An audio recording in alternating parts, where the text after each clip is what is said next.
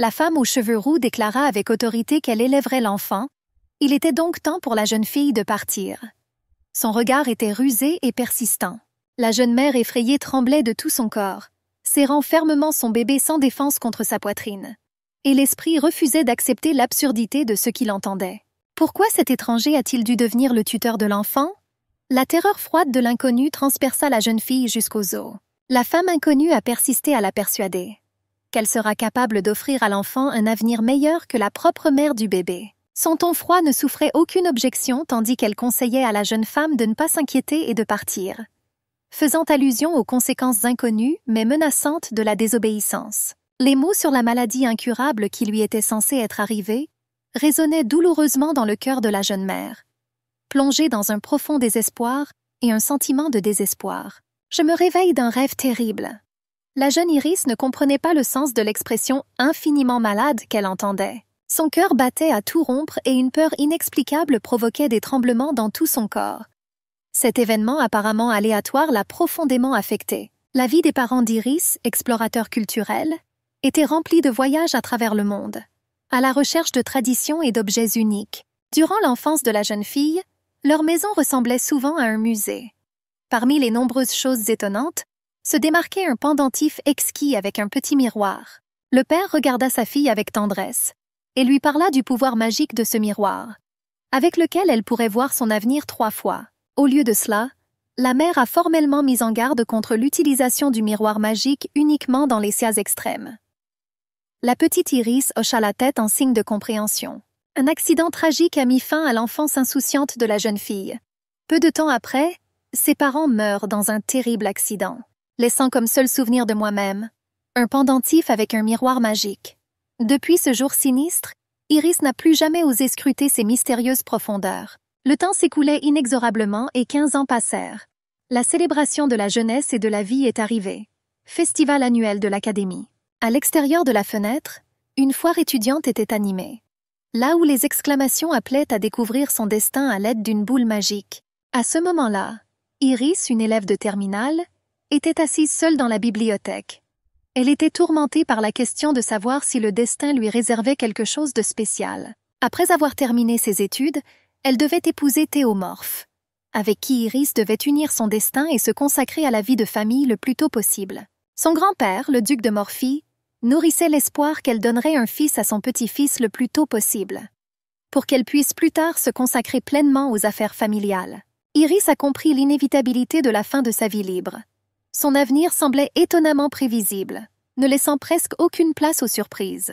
Elle était destinée à devenir la duchesse de Morphée, être un soutien pour Théo et prendre soin de son fils, accomplissant la volonté de son grand-père. L'admission à l'académie a été rendue possible grâce à l'influence de la famille du garçon. La seule raison du soutien du duc était l'espoir de pouvoir donner à Théo un héritier en bonne santé. C'est pourquoi sa réussite scolaire était si importante.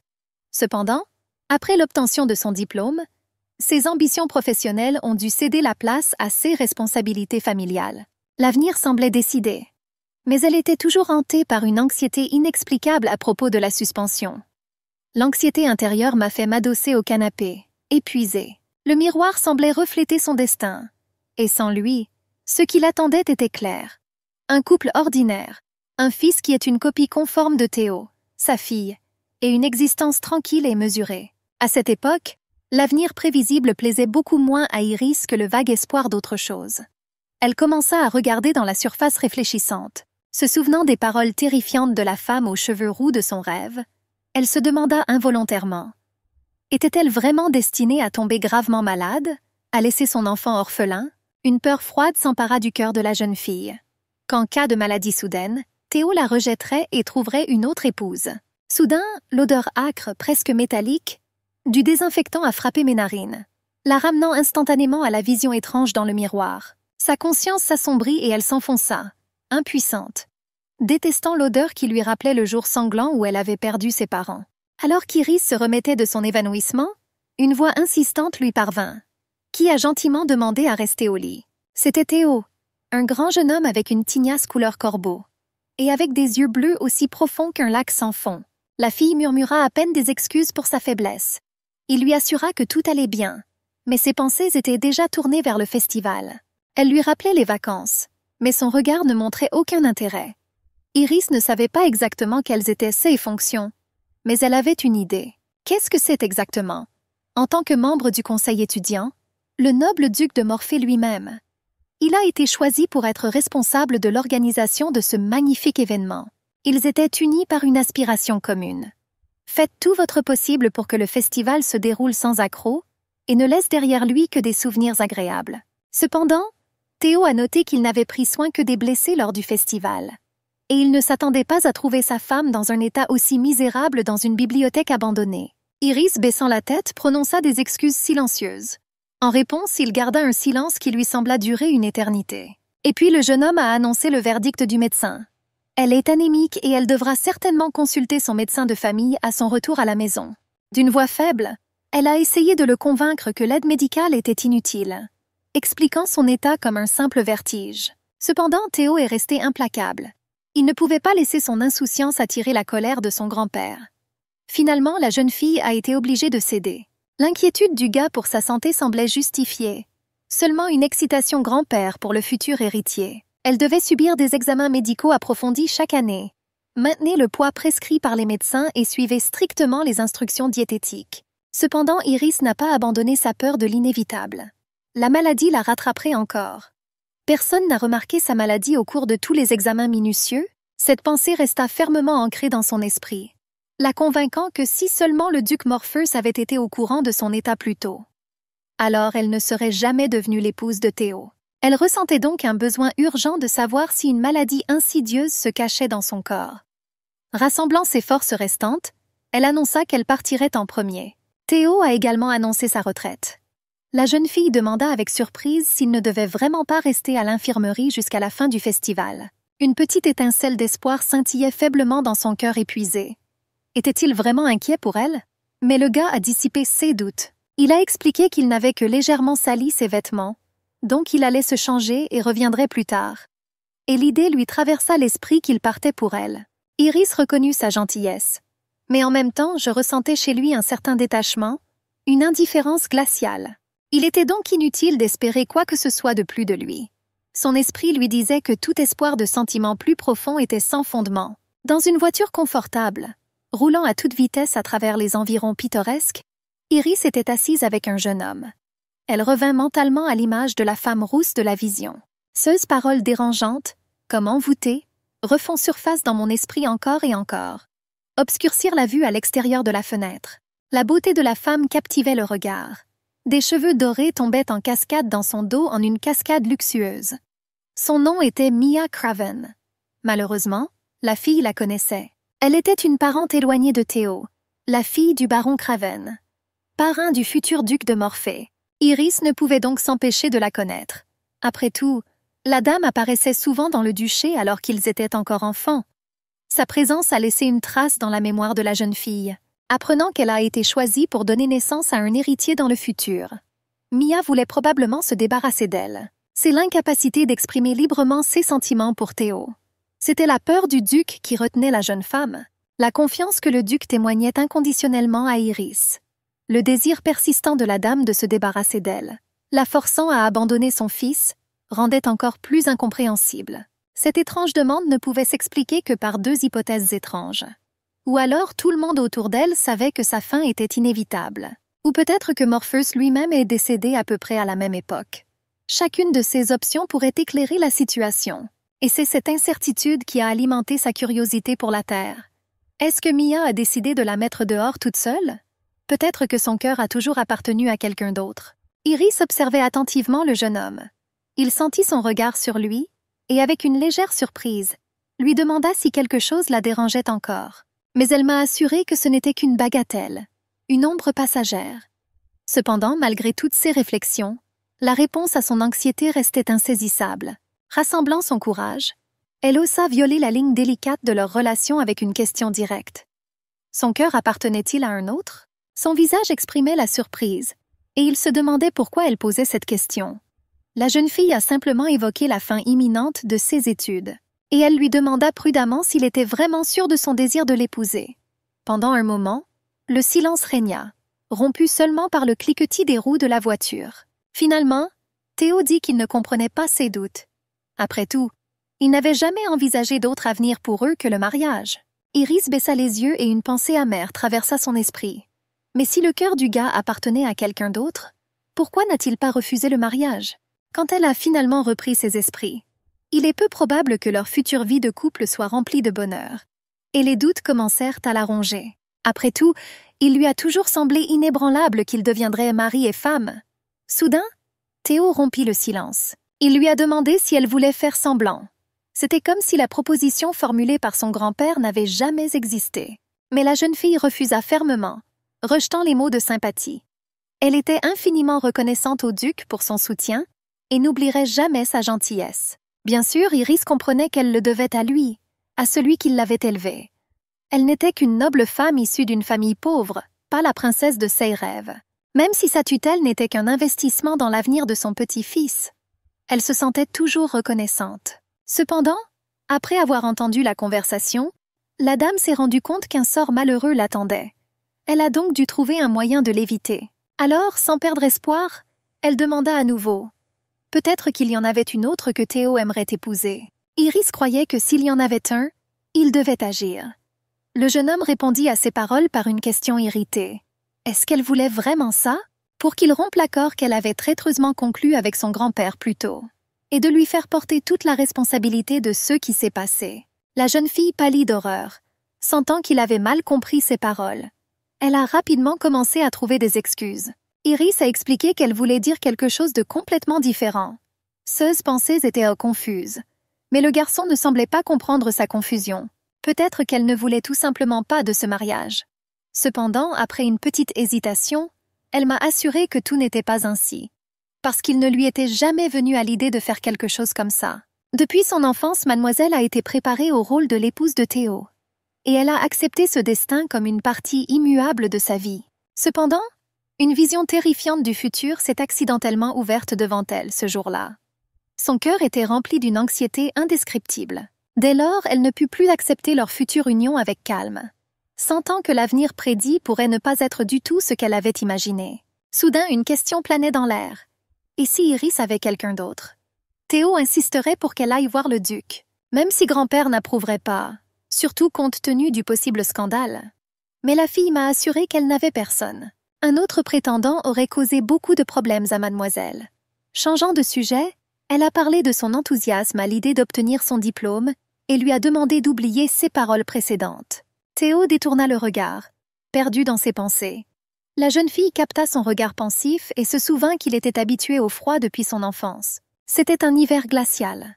Des souvenirs qui jusque-là avaient fait frémir Iris de froid désagréable, provoquant des tremblements dans tout son corps. Le duc voulait voir une fille de race pure, intelligente et bien élevée comme épouse de son petit-fils. Des rumeurs circulaient parmi les nobles dames, que son fils a un jour négligé ses privilèges pour l'amour d'une simple fille. Dans la haute société, il y avait une légende sur le comte Morphée, qui avait tout quitté par amour. Pour les gens ordinaires, cette histoire était tellement romantique qu'il y avait même un livre pour enfants sur leur amour. L'amour du comte fut considéré comme parfait jusqu'au bout. Après avoir vécu une vie longue et fructueuse, il tomba soudainement malade, et avant sa mort, il confia la garde de sa femme et de son fils Théo à son père. Ainsi s'est terminée cette touchante histoire d'amour. Une profonde tristesse déchira le cœur de Morphe après la mort inattendue de son fils unique. Il était tourmenté par la culpabilité, qu'il ait élevé un héritier aussi déshonorant, et l'horreur à l'idée que son petit-fils ne pourra jamais devenir un digne successeur de la famille. Ces pensées difficiles ont conduit à une décision cruelle. Le duc a emprisonné son petit-fils, coupant ainsi tous ses liens avec le monde extérieur. L'homme a décidé de choisir une belle fille pour lui de manière indépendante, malgré ses racines familiales. Le vieux sceptique ne se fiait pas aux impressions momentanées. Il doutait qu'une brève rencontre puisse permettre d'évaluer de manière adéquate l'intelligence et le caractère de la jeune fille. Il a donc décidé de choisir une voie différente, prendre sous tutelle une fille issue d'une famille noble, et l'élever pour qu'elle soit la partenaire de vie idéale pour son unique petit-fils. Le destin a désigné la jeune Iris. Dans l'hiver glacial, elle frissonnait dans la voiture, gelée jusqu'aux os. Une tempête de neige faisait rage à l'extérieur de la fenêtre, perçante d'un vent froid. L'hôtesse ne se lassait pas de répéter à quel point elle avait de la chance d'avoir été choisie par le duc. Elle devait donc obéir et exécuter chaque ordre sans poser de questions. et sa seigneurie lui montrera sans aucun doute de la miséricorde. La petite orpheline, qui avait perdu ses êtres les plus chers à l'âge de 10 ans, écoutait la tête baissée. Le cœur de la jeune fille se serra sous la douleur de la perte, et chaque mot sur la gentillesse du gardien lui semblait une ironie amère, ce qui n'a fait qu'aggraver sa souffrance. Le professeur a insisté pour persuader Iris que ses parents, malgré leur modeste titre de baron et de baronne Roca, étaient des personnages très respectés. Le baron est devenu célèbre grâce à ses travaux scientifiques approfondis, et la baronne se distinguait par son esprit vif et sa noblesse. C'est précisément parce qu'elles étaient si chères au cœur de Morph qu'il a décidé de prendre la fille sous sa garde. En guise de cadeau d'adieu, ses parents lui ont offert ceci. La petite fille était perdue dans un tourbillon de souvenirs. Récemment, sa maison était en ruine, et maintenant elle se retrouvait dans ce monde glacial et inconnu. Les pensées concernant mes parents me transpercèrent le cœur d'une douleur aiguë. L'anthropologie culturelle à laquelle son père a consacré sa vie exigeait des recherches et une compréhension approfondie. Une sphère où il n'y avait pas de richesse et où la recherche scientifique progressait lentement. Mon père disait que c'était fascinant d'en apprendre davantage sur une culture qui vivait en harmonie avec la nature. Sa vie a été tragiquement interrompue par un jeune radical obsédé par l'idée de supériorité raciale. Iris a miraculeusement survécu car elle dormait profondément dans sa chambre. Le mois dernier, un article sur les droits de l'homme paru dans un journal a révélé le meurtrier. De nombreux pays ont exprimé leurs condoléances pour le décès de ce scientifique exceptionnel. Au cours de sa vie, mon père a publié de nombreux ouvrages en défense des cultures de différents peuples. Ces funérailles ont donc attiré une large attention internationale. C'est probablement ce qui intéressait le duc. Pour Iris, son père, bien qu'étant un scientifique célèbre, n'était toujours que papa, et sa mère n'était que maman. Il lui semblait que tout ce qui l'entourait n'était qu'un cauchemar. Soudain, la voiture freina brusquement. Le compagnon annonça que leur voyage était terminé. Les petits pieds de la dame touchèrent la neige fraîche et douce. Et aussitôt un froid perçant l'enveloppa. Un immense domaine se dressait majestueusement devant elle. La jeune fille suivait timidement son professeur, car la neige recouvrait le sol en épaisseur, rendant chaque pas difficile. Le froid la pénétrait jusqu'aux os. Et mon seul rêve était de sortir au plus vite au chaud, de boire un chocolat chaud et de m'endormir profondément. Quand elle se réveillera, elle verra sa mère et son père à côté d'elle. Leurs visages brilleront de sourire et leurs voix seront apaisantes, leur assurant que leur petite fille allait bien. Mais ce n'était qu'un fantasme.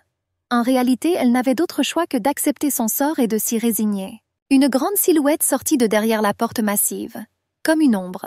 Un homme imposant aux cheveux noirs comme la nuit les accueillit avec un regard lourd et impénétrable. Iris est pleine d'incertitude, figée dans l'embrasure de la porte. Son cœur d'enfant palpita soudainement, sentant une prémonition de quelque chose d'inconnu. Ses yeux se rétrécirent et glissèrent sur elle, l'évaluant de la tête aux pieds. Les petits doigts de la dame se serrèrent involontairement en poing. Il y avait une odeur distincte de tension invisible dans l'air. C'était comme si non seulement un homme apparaissait devant elle, mais le destin lui-même, lui préparant une épreuve inconnue. Une hostilité froide comme un éclat de glace la transperça instantanément. C'était lui, cet étranger sévère, qui était la raison de son apparition forcée dans ce lieu sombre. Et au fond d'elle, la petite Iris réalisa amèrement. On ne pouvait que rêver de l'arôme chaud et sucré du chocolat chaud. Cependant, la peur n'a pas complètement retenu la jeune fille. Rassemblant tout son courage d'enfant, elle redressa les épaules. Sa petite main toucha doucement l'ourlet en dentelle de sa robe. Avec une dignité peu caractéristique de son jeune âge, elle s'inclina profondément devant l'homme redoutable. Sa voix, bien que légèrement tremblante, semblait claire et distincte. Quand elle a dit son nom, Iris Roca, l'homme haussa les sourcils de surprise. Notons qu'Iris est le nom d'une fleur, les iris communs. Il réfléchit un instant, mais la fille ne le laissa pas finir sa pensée. Elle a expliqué que même si la plupart des gens pensaient que son nom était lié à une fleur, son père ne l'avait pas nommé ainsi. La petite fille a partagé que son père était une personne inhabituelle, qui pensait différemment. C'est pourquoi j'ai choisi ce nom pour elle. De l'autre côté de la mer, dans la langue du peuple Passis, Iris signifiait arc-en-ciel, qui, selon la légende, est apparu lorsque le messager de la victoire de Dieu est passé. Le duc se frotta le menton pensivement, disant que c'était intéressant. Puis, hochant la tête, il exprima son approbation quant à son nom. La jeune fille pensait que l'épreuve s'arrêterait là. Mais elle avait tort, car ce n'était que le début. Plusieurs jours interminables s'étaient écoulés depuis qu'Iris avait franchi le seuil du duché de Morph. Mais le sentiment d'anxiété ne quitta jamais son petit cœur. Chaque regard, chaque rencontre fortuite lui semblait être une observation attentive. Et les conversations tranquilles des serviteurs derrière son dos, les rapports détaillés au duc sur chaque étape. Le froid constant et perçant devint le compagnon constant de la dame. Elle a désespérément essayé de s'adapter à la vie difficile à Morph. Mais le souffle glacial du climat local refusait de la quitter. L'édifice majestueux du château, témoin de 2 siècles, impressionne par sa force et sa vénérable vieillesse. Cependant, les technologies anciennes se sont révélées impuissantes face au froid omniprésent. Malgré des réparations régulières, la grande taille du château ne lui permettait pas de conserver la chaleur. Ainsi, partout où la petite Iris se retrouvait, la main glaciale du froid transperçait son corps avec des aiguilles acérées, nous rappelant l'aliénation et l'inhospitalité du nouveau foyer. Cependant, parmi les murs glacés du château, il y avait une île de chaleur, là où la petite demoiselle n'arrêtait pas de demander la permission à son superviseur. Un jour, sa demande fut particulièrement insistante. Elle voulait regarder les fleurs. Cet endroit de rêve s'est avéré être une grande serre lumineuse, dans laquelle les fontaines murmuraient. Au milieu du clapotis des petits plans d'eau, une variété de fleurs et de plantes exotiques s'épanouissait. La serre est devenue une sorte d'abri pour la fille. Parfois, les fleurs n'étaient qu'un prétexte pour s'immerger dans le monde des livres en toute tranquillité. Mais ce jour-là, son intention était sincère. Mademoiselle voulait récupérer un bouquet. Je me demande si le duc sévère aimerait son modeste cadeau. C'était peut-être la seule solution, au moins pour dissiper un peu l'atmosphère tendue et gagner un peu de paix. Ce dernier temps, les habitants du duché n'ont plus été dotés du regard perçant qu'ils avaient au premier temps. Mais leurs yeux exprimaient toujours la vigilance et une attente silencieuse. Le duc ne leur avait pas encore donné de nouvelles instructions à son sujet. Le premier désir d'Iris était de gagner sa faveur. Parce qu'il visitait rarement la serre, le monde des couleurs vives restait généralement hors de l'attention de Morph. La jeune fille avait l'intention de cueillir les fleurs les plus magnifiques qu'elle pouvait trouver.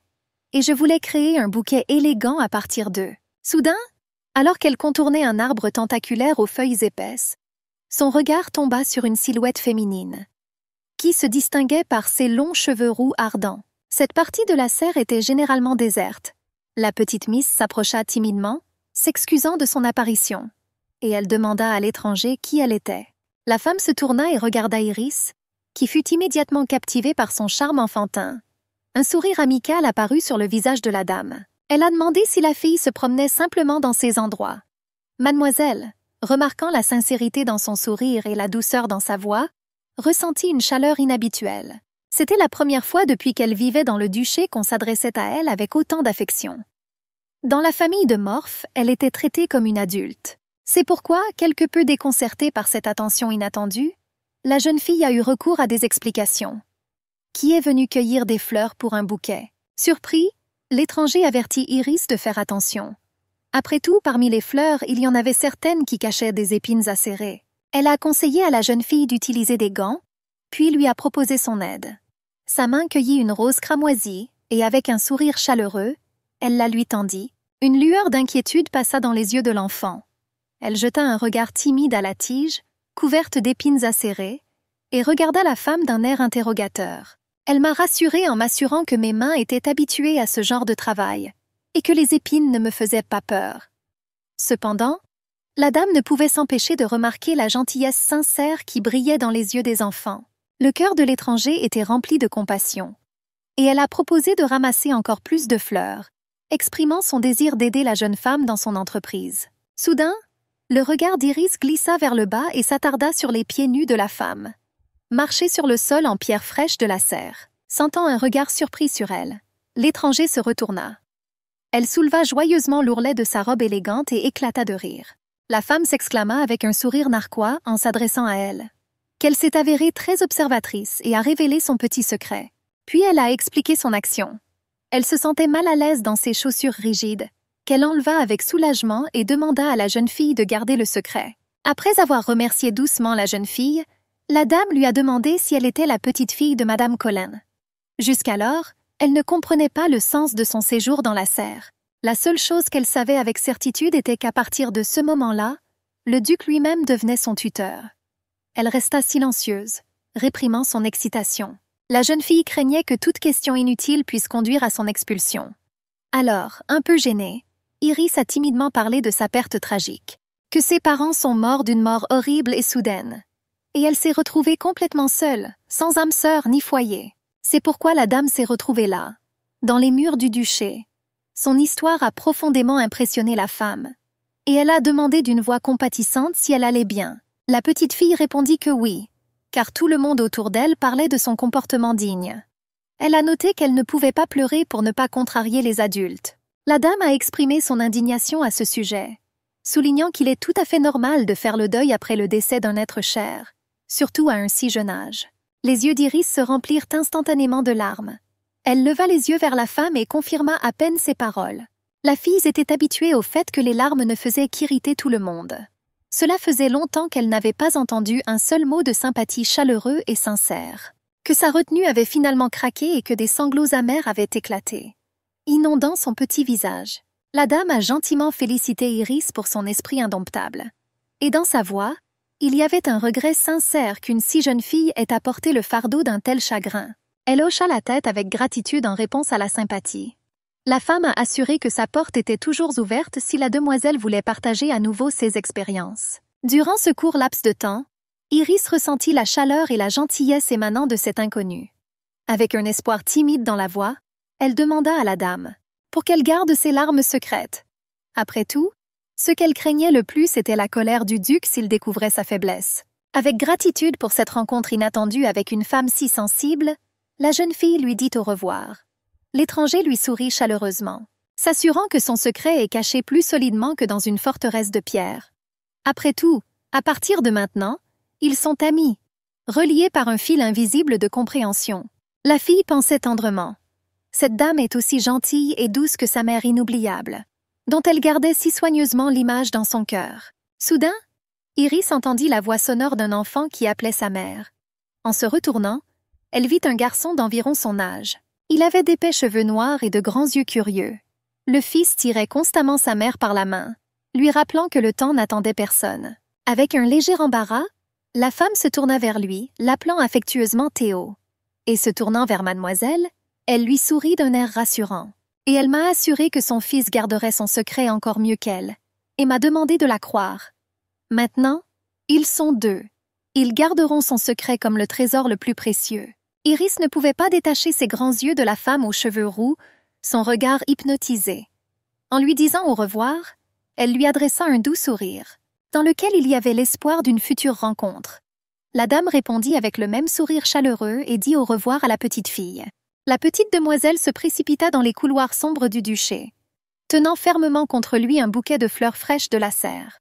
En s'approchant du bureau du duc Morph, elle ne put s'empêcher de jeter un œil à l'intérieur. Il était absorbé par une conversation d'affaires avec son assistant. Puis la fille entra dans la pièce sur la pointe des pieds et déposa soigneusement son modeste bouquet sur la lourde table en chêne. La surprise du duc ne connaissait pas de limite. Ses sourcils se haussèrent, demandant silencieusement la raison de cette apparition inattendue. À peine audible, la voix tremblante, elle expliqua qu'elle avait cueilli des fleurs dans la serre, et elle était prête à les lui retirer immédiatement s'il ne les aimait pas. L'homme réfléchit un instant.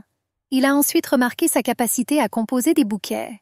La jeune fille parlait tranquillement des leçons de fleuristerie que sa mère lui avait enseignées lorsqu'elle était enfant. La conversation a été interrompue par l'assistant, rappelant la responsabilité de la baronne Roca pour le bouquet de mariage de l'impératrice. Le duc fronça à nouveau les sourcils de surprise, perdu dans ses pensées.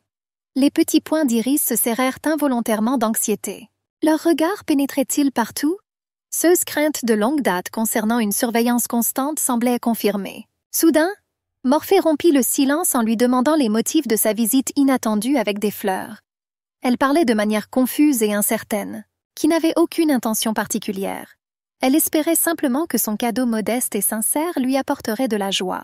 Il lui a suggéré qu'elle essayait ainsi de gagner sa faveur, malgré leur méconnaissance quasi totale. Surprise, la fille leva les yeux. Mais elle baissa immédiatement les yeux, se tut, embarrassée. Un sourire narquois apparut sur son visage. C'était comme s'il avait lu sa simple tentative de l'impressionner. Les efforts de la jeune fille, à son avis, avaient une apparence plutôt particulière. Iris ressentit une pointe de tristesse lorsque ses pires craintes se réalisèrent. L'homme a mal interprété son geste sincère. Elle n'avait jamais rencontré une personne aussi incompréhensible. Et en même temps, elle comprenait instinctivement le caractère inacceptable de la corruption. Je me suis donc retrouvée confus, ne sachant pas comment réagir correctement. Elle était envahie par l'hésitation. Devrions-nous simplement accepter et hocher la tête en silence? Elle ne trouvait pas les mots justes. Bien qu'au fond d'elle-même, elle comprenne la justesse de sa remarque sur son désir de faire bonne impression. Touchant nerveusement les plis de sa robe, la demoiselle essayait timidement de justifier son geste. Mais le geste du duc l'arrêta. Il lui a assuré qu'elle n'avait pas besoin d'avoir peur.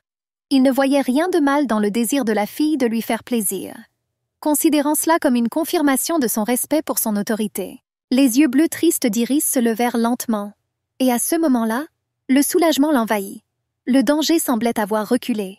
Puis Morph donna un ordre à son assistant. Trouvez immédiatement un tuteur pour la fille du baron Rock, soulignant la nécessité de commencer son entraînement dès le lendemain.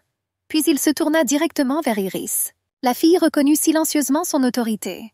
Je me suis senti surpris que le duc l'ait appelée par son prénom.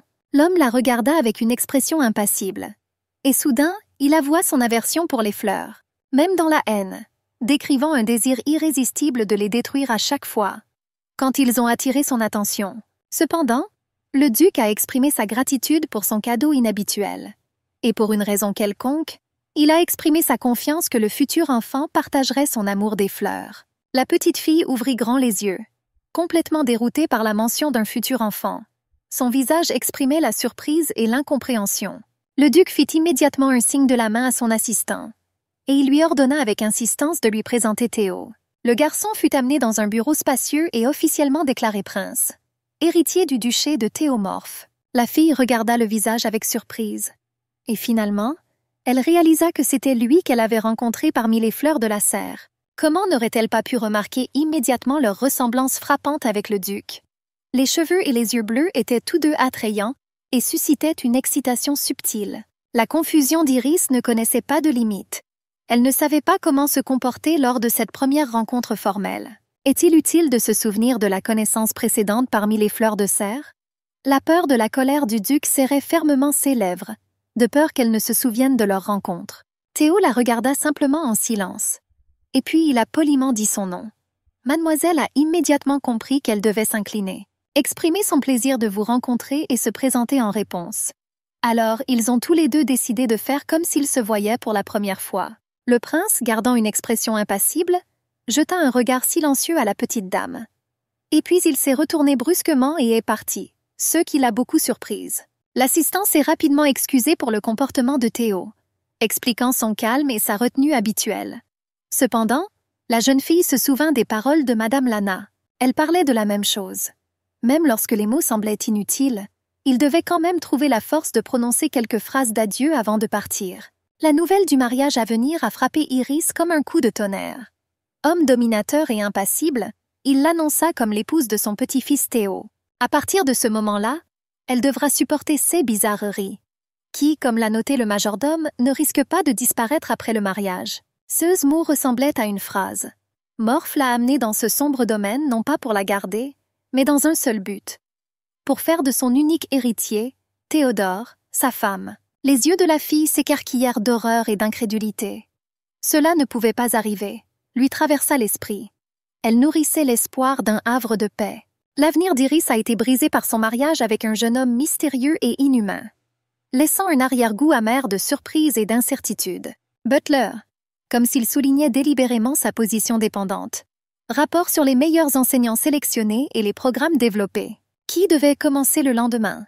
Ces paroles sonnaient comme un indice de responsabilité future, car elle n'était pas encore officiellement la fiancée de M. Théo. Iris se figea dans une attente silencieuse, digérant chacun de ces mots. Qu'elle n'était pas encore mariée. Cette phrase résonnait dans son esprit comme une sonnette d'alarme. Son séjour là-bas est fragile. Elle pourrait être renvoyée à tout moment. Une peur froide et collante enveloppait son cœur. La terreur de l'inconnu remplissait ses pensées. L'assistant regarda attentivement la silhouette figée de la demoiselle et, adoucissant son ton, fit une remarque. Qu'elle est la seule à être arrivée jusqu'ici. Il y avait une légère pointe d'espoir dans sa voix. Lorsqu'il a exprimé l'espoir que la jeune fille serait à la hauteur de leurs attentes en étudiant avec diligence. Elle était silencieuse, son regard errant quelque part dans le vide. Les paroles du majordome, comme des rayons de lumière dans l'obscurité, dissipèrent une partie de son incertitude. Iris réalisa alors qu'elle n'était pas la seule prétendante à la main de M. Théo. Il y avait d'autres filles qui attendaient leur chance. Si elle ne peut pas prouver sa valeur, l'un d'eux prendra sa place. Cette pensée, comme un contact glacial, la fit frissonner. Les soupçons de la jeune fille furent bientôt confirmés. En quelques jours, elle rencontre l'un de ses rivaux. Iris a été accueillie à la porte par une jeune femme confiante aux cheveux blonds. Avant qu'elle ne puisse l'examiner complètement, l'étranger lui demanda impérieusement qui elle était. Stupéfaite par la surprise, mademoiselle ne put prononcer un mot. Elle regarda simplement la fille impudente en silence et avec des yeux surpris. C'était Miss Mia Craven, qui a été présentée comme un parent éloigné du duc Morph lui-même. Sans aucune cérémonie, elle tira sur la manche du jeune homme, et exigeant avec insistance une explication sur l'apparition de cet étranger qu'elle avait vu pour la première fois. Le garçon restait immobile. Son regard, froid et lointain, glissa sur la jeune fille sans s'arrêter. Iris elle-même, incapable de trouver la voie, se demanda mentalement. Elle se demandait qui elle était dans cette maison et quelle place elle occupait dans la vie du prince. Son cœur se serra avec le pressentiment de quelque chose de mauvais. Je me souviens des paroles du majordome, qui me rappelaient le statut officieux de mademoiselle. Elle se demandait comment elle devait se présenter. La confusion de la jeune fille fut dissipée par l'apparition inattendue du majordome, qui a informé mademoiselle Roca de l'arrivée de son précepteur. Iris se retourna négligemment et partit, partant déjà. Un tel manque de respect a provoqué une réaction violente de la part de Mia. L'indignation résonnait dans sa voix alors qu'elle commençait à crier sur la fille. Bouillante d'être ignorée, elle cria avec insistance. Mademoiselle, ne sachant comment réagir face à une telle agression, choisit le silence, espérant que tôt ou tard la passion de la jeune femme blonde s'estomperait. Cependant, Mia ne s'est pas calmée. Les cris de la jeune femme sont devenus plus forts et plus exigeants. La nouvelle fille oserait-elle l'ignorer? La raison du silence et du regard détourné de la jeune fille lui restait incompréhensible, ce qui n'a fait qu'ajouter de l'huile sur le feu de son irritation. Un léger sourire apparut sur le visage de l'assistant, quand il a assuré à la petite demoiselle qu'elle avait agi sagement. Il a également ajouté que le duc ne s'était pas trompé dans son choix. Après tout, toute réponse ne pourrait qu'empirer la situation. Iris, baissant la tête avec embarras, accepta, même si elle ne comprenait pas les éloges pour son silence. Elle n'a rien fait de spécial. À partir de ce moment-là, la jeune fille connaissait le nom de la jeune femme blonde et impertinente, Mia Craven, l'une des prétendantes au titre de future duchesse. Petite, belle et sûre d'elle, Mia a surpris la fille par son arrivée et son départ calme. Qui doutait de ses chances de devenir duchesse? Théo, étonnamment, lui semblait amical, mais le majordome dissipa rapidement ses illusions. Selon lui, c'est l'inaccessibilité des candidats que le duc valorisait. Il a demandé avec une surprise à peine dissimulée. La jeune fille considérait-elle vraiment le duc comme un homme capable de prendre des décisions irréfléchies? L'homme a demandé à la demoiselle de ne pas s'inquiéter d'une manière apaisante. Cependant, ces paroles n'ont fait qu'accroître l'anxiété dans le cœur de la jeune fille. Des réflexions remplissèrent l'esprit d'Iris. Chaque rencontre avec le duc laissait derrière elle un sentiment de regard glacial. Un seul coup d'œil suffisait à donner une idée de la nature sévère de Morph. Sa posture et ses gestes retenus parlaient plus fort que n'importe quel mot. L'assistant a noté la sagesse de la demoiselle et a exprimé l'espoir d'une plus grande prudence. Elle accepta humblement, se sentant démunie dans cette maison. Après les cours avec son tuteur, Iris se faufilait dans le couloir silencieux du 2e étage, lorsque son regard s'est accidentellement posé sur la scène ci-dessous. Prince et Mia, la jeune fille blonde comme un rossignol, gazouillait à propos de ses nouveaux vêtements. Lui demandait son avis de temps en temps. La fille n'en croyait pas ses yeux. Cette bavarde narcissique était-elle vraiment la fille froide et inaccessible qu'elle avait rencontrée pour la première fois? Puis Mia rayonnait d'un sourire, montrant chaque pli de sa tenue.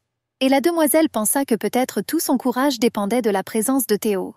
En réfléchissant, elle s'abaissa sur la marche. La jeune femme était vraiment frappante par sa beauté. Peau de porcelaine délicate, des yeux mignons, presque comme ceux d'une poupée, et les longs cheveux dorés qui encadraient son visage, et le regard doux. Elle avait l'air d'être née dans le luxe, ou même d'être une princesse. Cette pensée pesait lourdement sur le cœur d'Iris, assombrissant son humeur. Soudain, Théo leva les yeux et croisa son regard, mais détourna immédiatement le regard, faire semblant de ne rien remarquer. La jeune fille se convainquit de l'erreur de sa propre perception, se retourna et se dirigea vers ses appartements. En bas, le prince, impassible, se replongea dans sa lecture, échangeait des remarques informelles avec Mia de temps en temps. Le temps s'écoulait dans le duché comme une rivière printanière, apportant avec lui des changements. La dernière neige a fondu, et la terre réveillée est recouverte d'un tapis lumineux de fleurs. Seul le travail assidu de mademoiselle sur ses études est resté inchangé. 5 années de persévérance et d'efforts n'ont pas été vaines. Elle réussit le concours et entre à la prestigieuse Académie des sciences politiques. Et ce printemps-là, son statut a changé. Iris est officiellement devenue la fiancée de Théo. La salle de réception luxueusement décorée scintillait sous les lumières de nombreux lustres en cristal.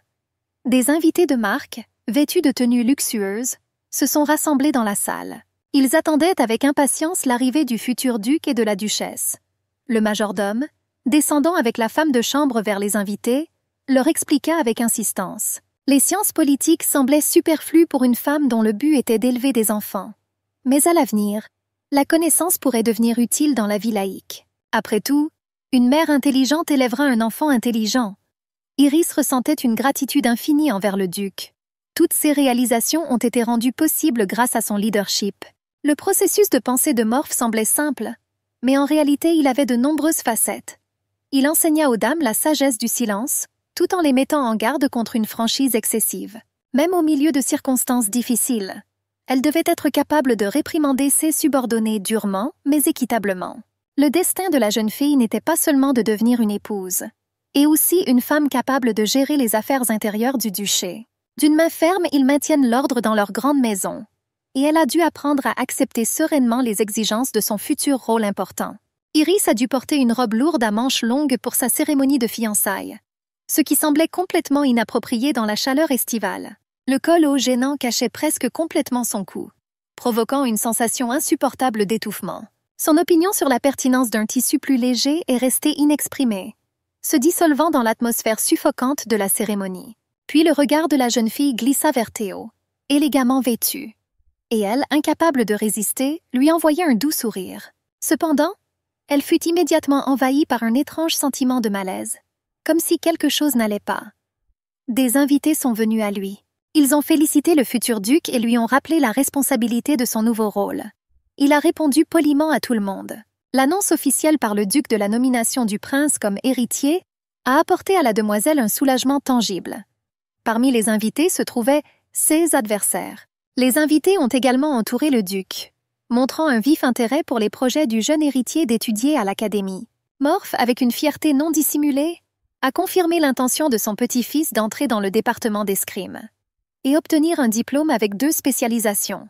Son ambition suscita l'admiration des personnes présentes, qui a demandé avec intérêt si cela signifiait le déménagement du jeune duc vers la capitale. Il a expliqué qu'il avait demandé à Théo de s'occuper personnellement de leur manoir de la capitale.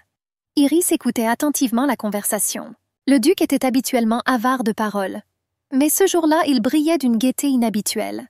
Des félicitations ont également été adressées à Iris. Après tout, les invités la considéraient à tort comme une partie intégrante des plans du jeune duc. Ils ont supposé qu'elle était également sur le point de déménager dans le domaine. Avec une expression impassible, elle confirma leur hypothèse. La jeune femme qui la salua écarquilla les yeux de surprise et répéta ses salutations. J'ai exprimé mentalement ma désapprobation d'une manière si peu conventionnelle, considérant qu'il est inacceptable que les mariés et les mariées vivent sous le même toit avant le mariage. Au fil des années, le nombre de parents qui rêvaient de marier leurs filles à Théo n'a fait qu'augmenter, ce qui a fait de la communication avec eux un test d'endurance pour mademoiselle. Cependant, ils comprennent l'impuissance de leur désir face à la volonté du duc ou du prince lui-même. Elle ne pouvait qu'écouter patiemment leurs souhaits. Une musique mélodieuse remplissait la salle élégamment décorée. Se mêlant au brouhaha multivoix des invités, leurs conversations animées, l'agitation festive était insupportablement fatigante pour la jeune fille, et elle ressentait un besoin urgent de prendre une bouffée d'air frais. Se glissant sur la terrasse spacieuse, mademoiselle prit une profonde inspiration de soulagement face à l'air frais du soir, comme après une longue immersion dans l'eau. L'atmosphère de la magnifique soirée pesait lourdement sur ses épaules. La robe luxueuse semblait serrée, et les chaussures élégantes sont un véritable instrument de torture. Libérée d'eux, elle regarda avec regret ses pieds usés. Une pensée dérangeante lui traversa l'esprit. Personne ne devrait la voir comme ça. Mais soudain, la porte de la terrasse s'ouvrit silencieusement et Théo apparut sur le seuil. Il s'approcha lentement d'elle et posa soigneusement ses mains sur ses épaules. Iris frissonna de surprise. Avec une expression inquiète sur son visage, elle a demandé si quelque chose d'inhabituel s'était produit. Cependant, il resta silencieux, son regard glissant soigneusement sur son visage. S'arrêtant à proximité, il remarqua calmement que le sourire de la jeune fille brillait particulièrement ce soir-là. Elle était surprise. Le prince remarqua que même lorsque les gens chuchotaient dans son dos et réprimaient leur rire, elle ne cessait jamais de sourire. C'était inattendu pour elle que Théo en parle soudainement. Il ne se souciait probablement pas de ses sentiments, mais il était vraiment agacé d'être ignoré par les autres. Alors, gardant un sourire amical sur son visage, la fille lui assura que tout allait bien. Et elle n'avait pas l'impression d'être ridiculisée. Il est fort probable que leur comportement ait semblé ainsi à cause de son propre silence en réponse. Le prince posa la question sèchement, irrité. Devrait-il alors agir comme un clown lorsque quelqu'un se moquait de lui? Iris ne put s'empêcher de rire doucement en réponse. Puis il desserra le nœud et dénoua sa cravate élégante. Il dit avec un soupir las qu'il valait mieux oublier leur conversation. Puis le regard du garçon se tourna à nouveau vers elle, et il demanda pourquoi la demoiselle s'était enfuie sur la terrasse. Après tout, c'était elle la star principale ce soir-là. Théo a même dû interrompre la conversation, qu'il aurait dû découvrir où sa fiancée avait disparu. Il lui a conseillé de retourner dans la salle avant que son grand-père ne se mette en colère. Iris regarda le garçon avec un sourire léger. Mais il m'a assuré de ne pas m'inquiéter. Le duc avait trop bu ce soir-là. Il était donc à peine capable de se mettre en colère. La fille n'a pas abandonné. Remarquant des signes d'intoxication grave chez Morph, il était de bonne humeur à la réception, même si elle l'observait depuis des années. Ce soir-là même, en le regardant, elle ressentit une paix inhabituelle. Ayant libéré son cou de l'étreinte serrée de sa cravate, Théo ne la quitta pas des yeux, la transperçant silencieusement de son regard vigilant.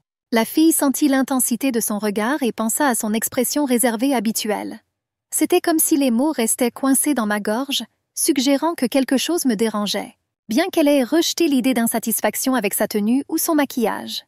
Étant donné le silence habituel du prince, j'ai supposé qu'il se souvenait de la nuit dernière. La fille, osant demander, lui demanda s'il allait bien. Et puis elle fit prudemment allusion aux événements de la veille, à sa dispute avec le duc. Elle a été frappée par l'intransigeance de Théo envers Morph. Après tout, il était toujours calme et obéissant. Et elle se souvint de la façon dont l'homme avait insisté pour qu'il le fasse lui-même.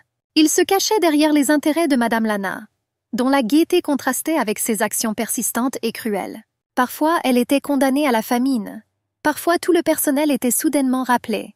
Et surtout dans le froid glacial, la petite annexe de la dame est restée sans une goutte de chaleur. Après plusieurs incidents aussi cruels, Théo, dont l'amour pour Lana était sans limite, s'est effondré.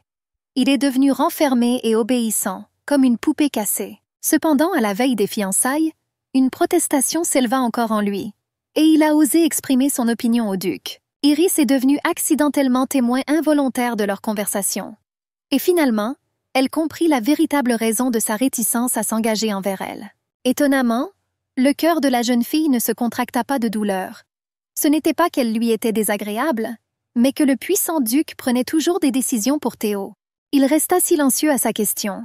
Et puis il lui a demandé ce qu'elle avait entendu de leur conversation. Effrayée, elle m'a assuré que ce n'était rien d'important. J'ai entendu le bruit par hasard en passant devant la pièce, et je n'avais aucune intention d'écouter aux portes. Cela a encore plus bouleversé Théo. La dame remarqua l'embarras du prince en voyant leur conversation. D'un ton calme, Iris lui assura que le duc était majeur. Et avec le temps, il sera capable de prendre ses propres décisions. Il leur faut donc être patient.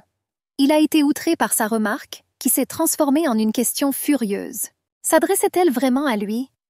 Les poings du garçon se serrèrent, et il l'accusa de parler d'elle-même. Mademoiselle était sous le choc. Une vague d'indignation envahit la jeune fille à ces paroles. La simple pensée d'un tel comportement lui semblait inacceptable. S'il ne voulait pas quelque chose, alors il ne devait pas le faire. Mais le refus catégorique du prince d'entendre sa voix fit frémir Iris. Son cri aigu lui fit fermer les yeux. Puis il interrompit brusquement son monologue en colère et, d'un ton impérieux, lui ordonna de retourner immédiatement à ses études. Sa tentative d'objection s'est heurtée à un refus catégorique. Théo lui ordonna d'aller dans sa chambre, lui assurant qu'il s'occuperait lui-même du duc et des invités. Le cœur lourd, la demoiselle se soumit à la volonté du prince, le laissant seul dans l'air frais de la nuit sur la terrasse. Elle se réprimanda mentalement pour une autre tempête qu'il avait provoquée. Iris cherchait à comprendre, mais chaque rencontre se terminait par sa culpabilité. Mais peut-être y avait-il un avantage à cela. Sa vivacité lui a donné de manière inattendue l'occasion d'échapper à l'atmosphère étouffante du bal. Un peu plus et la robe moulante aurait rendu la fille inconsciente. Soupirant de soulagement, elle le remercia mentalement pour cette pause inattendue. Soudain, le claquement clair des talons rompit le silence, et une voix surprise et retentissante lui demanda si elle partait déjà. La faisant se retourner, confuse, et voir Mia. Avec irritation dans la voix, la dame ordonna impérieusement à la jeune fille d'arrêter d'attirer inutilement l'attention sur elle. Et ouvre-lui la voie. Récemment entrée dans la haute société, elle a suivi sa mère sans relâche. Illumine tout autour avec son faux sourire. Dernièrement, sa beauté s'est épanouie comme une rose luxuriante. N'a-t-elle pas été bombardée de nombreuses propositions de mariage? Madame Craven, qui avait rendu visite au duc quelques jours auparavant, rit, remarquant qu'Iris avait des problèmes. Après tout, sa fille, apparue dans la haute société, était connue pour sa beauté. Il y avait un certain sous-texte dans les paroles de Madame. Elle avait encore de l'espoir pour Théo. La femme n'a pas perdu espoir, nourrissant l'illusion. Le prince Morph se rendrait bientôt compte de son erreur et chasserait la jeune fille de leur maison. Réalisant enfin qu'un homme de son rang est digne d'une femme aussi charmante que Mia, elle croyait que c'était ses pensées qui devaient inquiéter le prince. Lorsque Craven fut parti, le duc s'adressa à Iris d'une voix tendue, ce qui exprimait un mécontentement non dissimulé face à la confiance en soi de ceux qui avaient oublié leur place. Il l'a sévèrement mise en garde contre tout comportement frivole, insistant sur la retenue. Après tout, elle est déjà fiancée à Théo. En entendant ces mots, la jeune fille baissa simplement la tête avec soumission. Derrière elle, il n'y avait personne qui pouvait défendre ses propres désirs. Mia attendait qu'elle dise la suite. À ce moment-là, Iris regardait attentivement la jeune femme, et dans ses yeux elle lisait une envie non dissimulée. Elle a attiré l'attention sur la tenue de la fille, lui demandant pourquoi elle était habillée comme ça. Avec une intonation moqueuse, la jeune femme exprima son doute, qu'Iris n'avait pas réalisé qui était vraiment le centre d'attention ce soir-là, et elle lui a conseillé d'être plus persistante si elle voulait se faire remarquer. Mademoiselle, inclinant doucement la tête, ajouta que Mia était magnifique. Elle a confirmé avec suffisance que la tenue éclipserait n'importe quelle fille ordinaire. Les instructions du duc résonnèrent à nouveau dans la mémoire de la jeune fille. Une franchise et une confiance en soi excessive engendrent la haine de ceux qui sont méprisés. Il a donc fortement conseillé d'éviter toute conversation avec de telles personnes. Depuis son enfance, Morph a appris à ignorer les provocations de Mia. Alors, dans cette situation, le silence était son allié le plus sage. La dame, sachant très bien qu'elle avait l'habitude de rester silencieuse, l'appelait avec condescendance une enfant insupportable. Iris la regarda impassiblement, gardant un silence digne. Alors qu'elle était sur le point de partir, Mia coupa brusquement la conversation possible, déclarant que les faux compliments de la jeune fille étaient complètement inutiles et ne lui apportaient aucun réconfort. Puis elle a demandé si Théo était dans les environs. Iris la regarda en passant et réfléchit que la seule personne dont la présence la rend vraiment heureuse est Théo. C'est ce qu'elle essayait de transmettre. Mia disparut derrière la porte, laissant Miss seule à nouveau. Pensant qu'elle ferait mieux de partir, elle se mit en route. Mais soudain, elle vit la porte de la terrasse entr'ouverte. La jeune femme s'approcha de Théo, qui se tenait seul sur la terrasse. Son regard était dirigé vers le ciel étoilé sans limite au-dessus du domaine. Elle fit semblant d'être surprise, comme si elle était tombée sur lui par hasard. Iris les observa pendant un moment à travers l'étroite fente de la porte. Il tourna la tête et il y avait de la fatigue dans sa voix alors qu'il répondait à son apparition. Mia lui a demandé la raison de sa tristesse, ce à quoi le prince demanda avec une légère ironie si c'était le seul but de sa visite.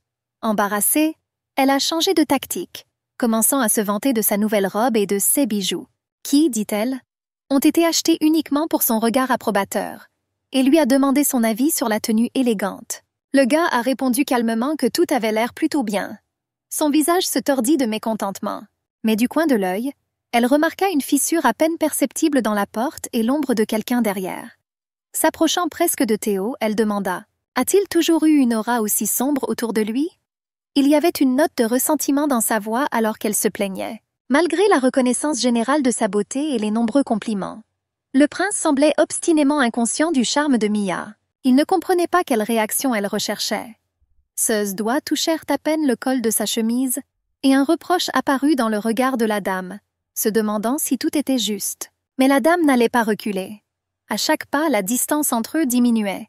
Et Mia expliqua d'une voix calme mais persistante. « Que pourrais-je demander à ma famille pour lui trouver un époux digne parmi les nombreux prétendants qui la sollicitaient ?» Touchant son épaule d'un geste léger, Elle regarda dans ses yeux profonds, et une confession silencieuse résonna au cœur de la foule. Il est le seul qu'elle pourra jamais aimer. Ce beau Théo, le futur duc de Morph. Son regard était également dirigé vers elle, et une image apparut dans son esprit. Le garçon est le futur souverain du Nord, son mari.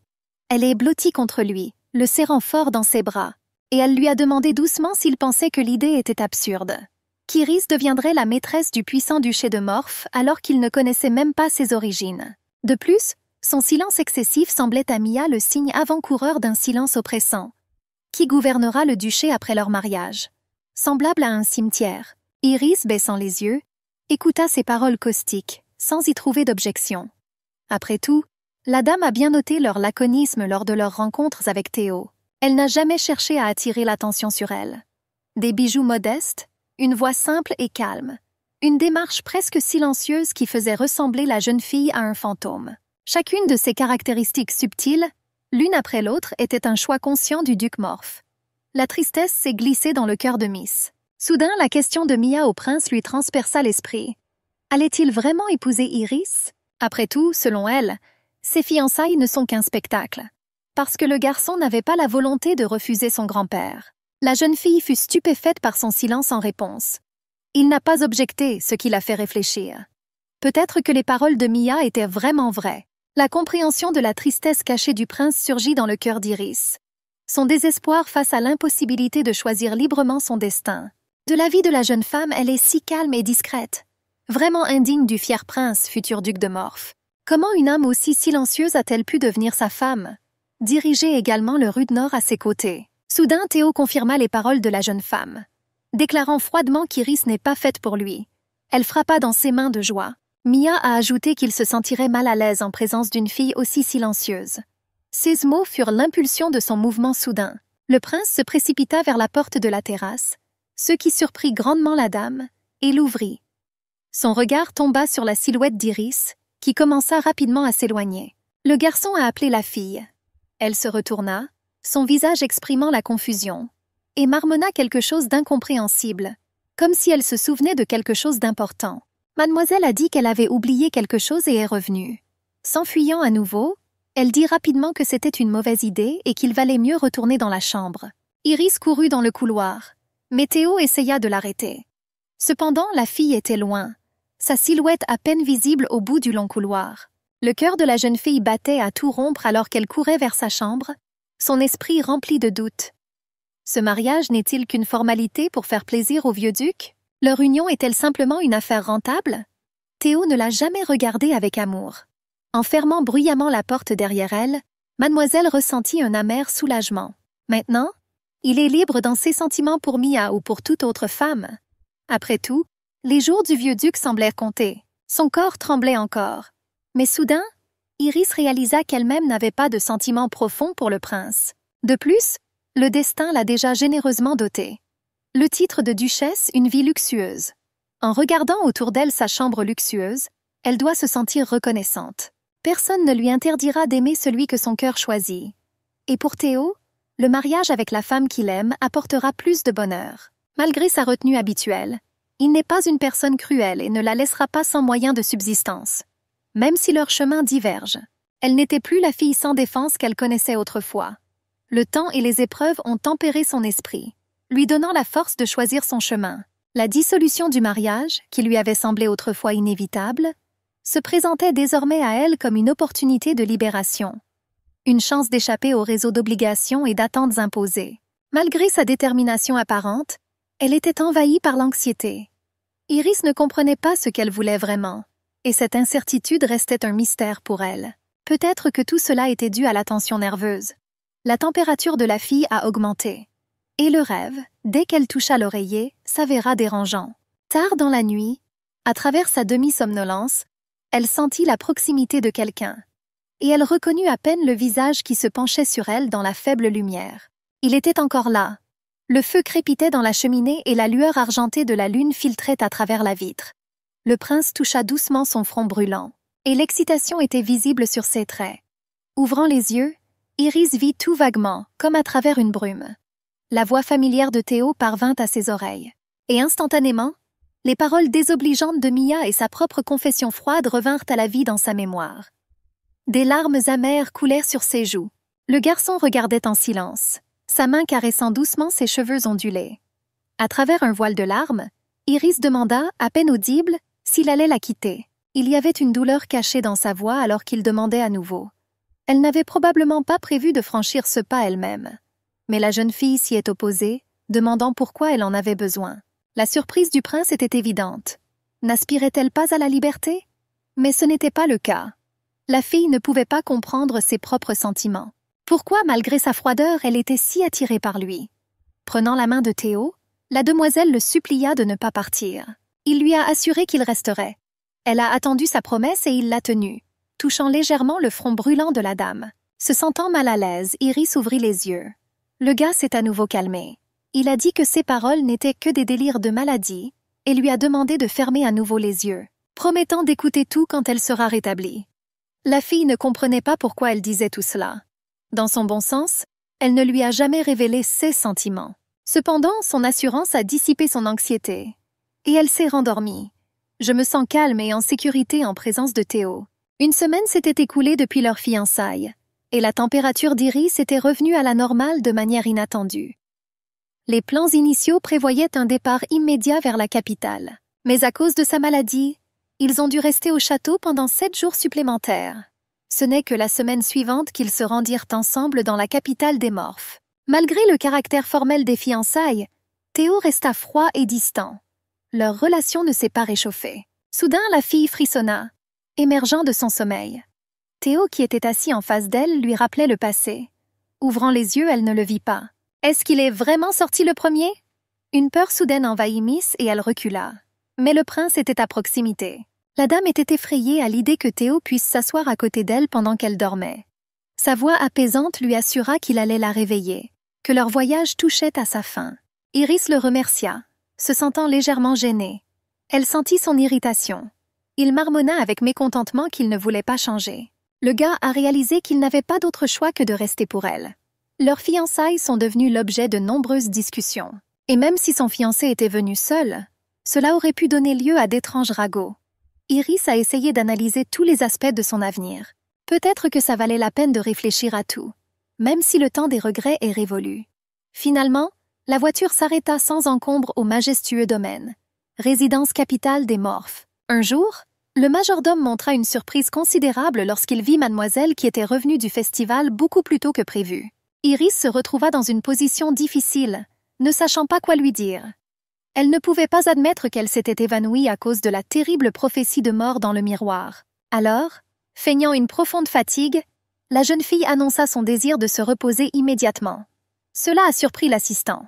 Elle pensait qu'il soupçonnait une querelle entre elle et Théo. Après tout, selon le plan initial, ils étaient censés terminer le festival ensemble avec une dernière danse. Il y avait une vieille croyance parmi les universitaires, que les couples qui tournent au son de la dernière mélodie seront heureux pour toujours. Et la danse elle-même était considérée comme un symbole d'harmonie profonde dans les relations. C'est pourquoi le retour séparé du prince et d'Iris a conduit le majordome à une pensée suspecte. Il y eut une dispute entre eux et la dernière danse fut interrompue, ce qui fut considéré comme un signe défavorable.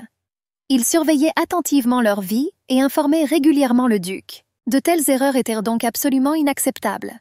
Cependant, la dame était trop épuisée pour se lancer dans ces suppositions. En franchissant le seuil de sa chambre, elle sentit le poids de la journée précédente. Son corps était rempli de fatigue, comme une éponge, absorbant toute la tension. Desserrant le col serré de sa robe, elle prit automatiquement sa montre. Et ses pensées revinrent à la terrible vision. Iris était tourmentée par la question de savoir si c'était vraiment son avenir, ou simplement un jeu de l'imagination, né de la peur d'un futur mariage. Si ce n'est qu'un fruit de son imagination, imposé par ses propres expériences, alors comment va-t-elle pouvoir élever son fils? Cette pensée lui semblait insupportable. La fille ressentait de l'aversion pour Théo. À partir de ce moment-là, elle a accepté que leur mariage n'aurait aucun avenir. Et elle croyait pouvoir prétendre être une mariée heureuse jusqu'à la mort du vieux duc. L'idée d'avoir un enfant lui semblait donc absurde. Morph, selon elle, vivra une longue vie. Et Théo, prudent et froid, ne voudra probablement pas avoir un héritier d'une femme qu'il n'aime pas. Après tout, un divorce avec des enfants représente un fardeau quadruple. C'était ce qui inquiétait le plus Iris. Mais le problème principal restait le compte à rebours incessant de son temps. L'idée de sa propre mort après avoir donné naissance à un enfant lui semblait insupportable.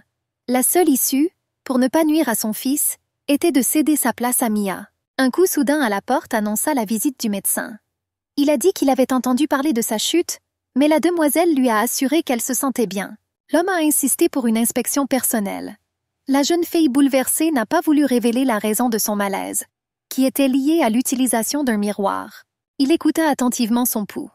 Iris a commencé à expliquer sa fatigue par ses études à l'académie et le programme chargé du festival. Considérer les étourdissements comme une conséquence tout à fait naturelle d'une surcharge. Elle lui a demandé de ne pas informer le duc pour éviter de l'inquiéter inutilement. Cependant, le médecin m'a assuré que le monsieur était très inquiet. La dame ne pouvait pas croire à la sincérité de l'inquiétude de Théo. Soudain, je me suis souvenu de la question que je voulais lui poser. Le médecin a écouté attentivement. La jeune fille a sérieusement demandé si une personne pouvait soudainement devenir victime d'une maladie incurable. Sa question le surprit. Iris a ensuite rapidement ajouté quelque chose pour dissiper les soupçons que son mari avait à propos de ses préoccupations personnelles.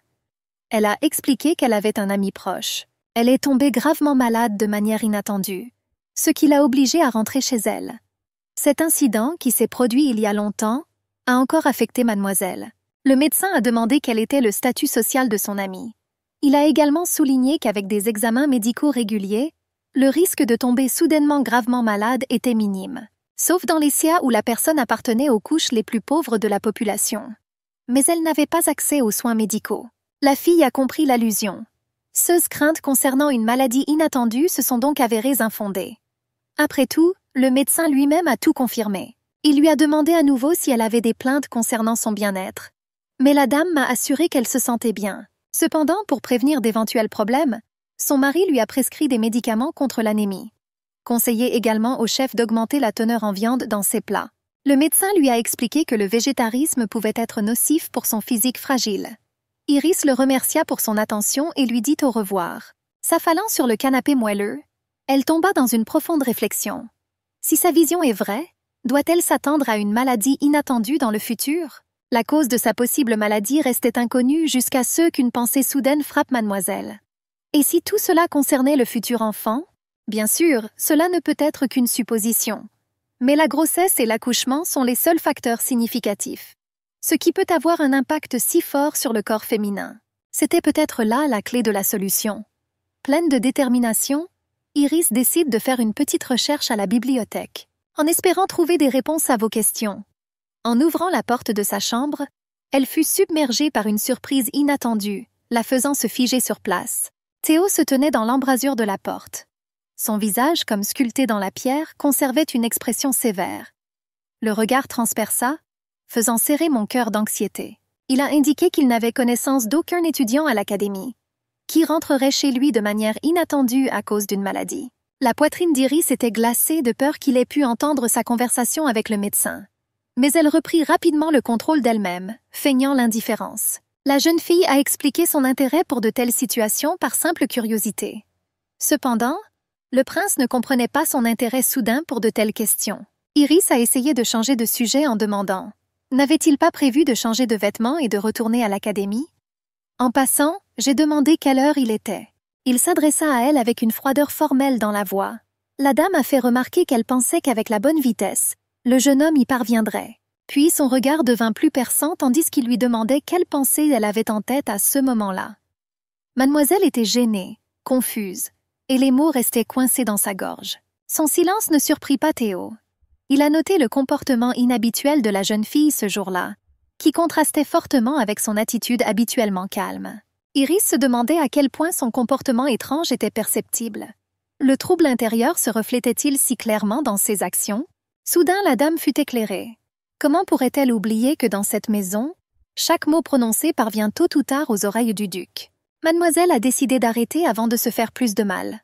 Touchant délicatement la manche de sa veste, elle rencontra son regard inébranlable. Leurs regards se croisèrent en silence. Finalement, Théo rompit le silence, sa voix plus douce. Et il lui a assuré qu'il ne serait pas en colère si elle lui disait tout. Il était curieux de savoir ce qui avait provoqué le changement soudain dans le comportement de la fille. N'était-ce pas lié au sentiment nouveau qui avait éclaté dans son cœur? Iris le nia silencieusement, remarquant à peine un léger hochement de tête.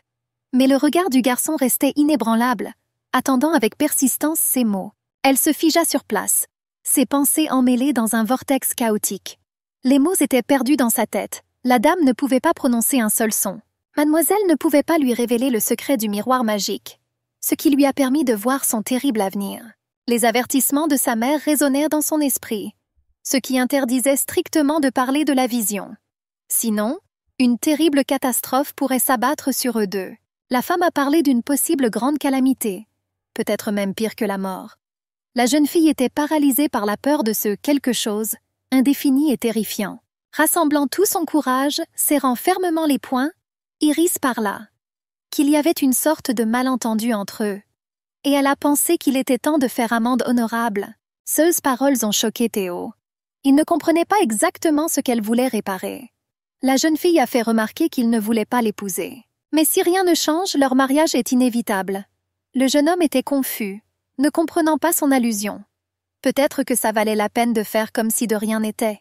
Cependant, après avoir rassemblé ses pensées, Iris a exprimé ses inquiétudes. N'était-il pas effrayé par la perspective d'un mariage qu'ils ne voulaient pas tous les deux? Et n'avait-il pas peur qu'une telle alliance ne fasse qu'aggraver leur misère? La surprise de Théo ne connaissait pas de limite. Pensait-elle vraiment que l'épouser la rendrait malheureuse? Mais la demoiselle s'y est opposée, expliquant que ce n'était pas seulement sa faute. Après tout, il est peu probable qu'il soit lui-même heureux dans un tel mariage. Le prince était outré qu'elle ait essayé de le blâmer jusqu'au bout. Mais Iris commença à s'y opposer. Ils ne savaient pas tous les deux ce que l'avenir leur réservait. Son regard exprimait une profonde inquiétude alors qu'elle demandait ce qui se passerait si elle mourait avant lui. Après tout, des complications surviennent souvent après l'accouchement. Cependant, Théo a essayé de dissiper ses craintes, lui assurant que ses inquiétudes n'étaient pas fondées. Mais la jeune fille ne partageait pas sa confiance. Après tout, il était au courant de la mort tragique de ses parents. Le prince baissa la tête en silence. Iris a dit que la racine de leurs problèmes résidait dans leur manque d'amour pour lui. Elle se tut, se souvenant du soutien du duc et de son devoir envers lui d'épouser Théo. Pour le garçon, la situation était différente. Il était l'héritier du duché de naissance. Il n'avait donc pas besoin de son titre.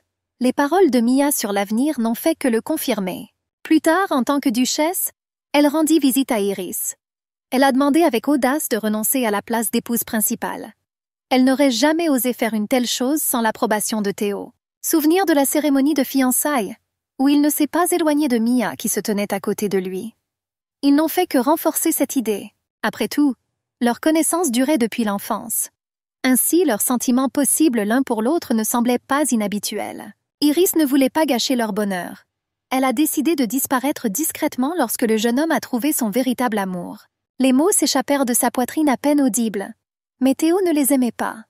Finalement, elle parla et, à sa grande surprise, cela ne lui fit presque pas mal. Cependant, une profonde tristesse s'emparait encore du cœur de la dame.